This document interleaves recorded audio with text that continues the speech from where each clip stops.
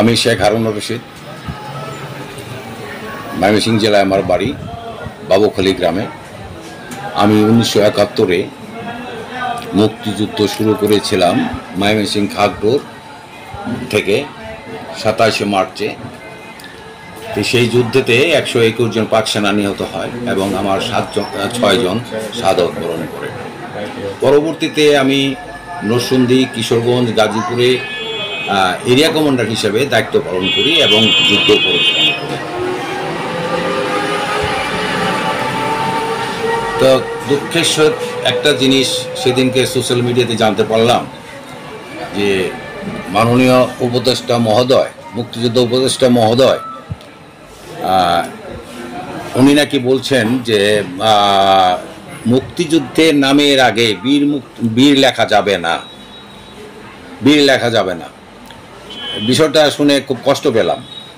তবে মাননীয় উপদেষ্টা মহোদয়ের কাছে জানতে চাই এর কারণটা কি। আর আপনারা ভুয়া মুক্তিযোদ্ধা বাদ দিবেন, ভুয়া মুক্তিযোদ্ধা বাদ দেওয়ার পক্ষে আমরাও, এটা হোক, এটা আমরা চাই। কিন্তু বীর শব্দ বাতিল কেন করা হবে বিষয়টা ভেবে দেখবেন।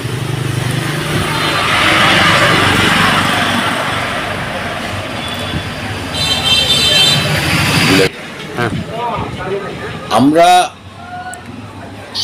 বঙ্গবন্ধুর নির্দেশনায় এদেশের স্বাধীনতার সংগ্রামে ঝাঁপিয়ে পড়েছিলাম।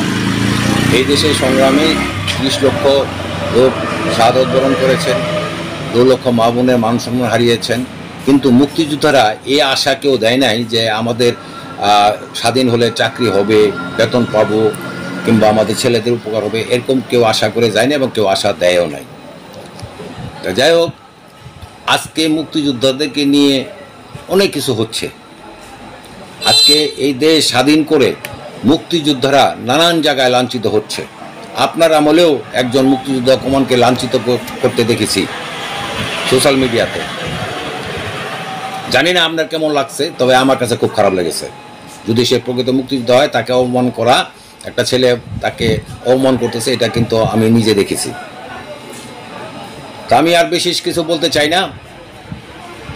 আমি আমার বাংলাদেশে জীবিত যত মুক্তিযোদ্ধা ভাইরা আছেন, আমি সবার প্রতি আমার শ্রদ্ধা জানাচ্ছি, সালাম জানাই এবং আমার শুভেচ্ছা জানাই।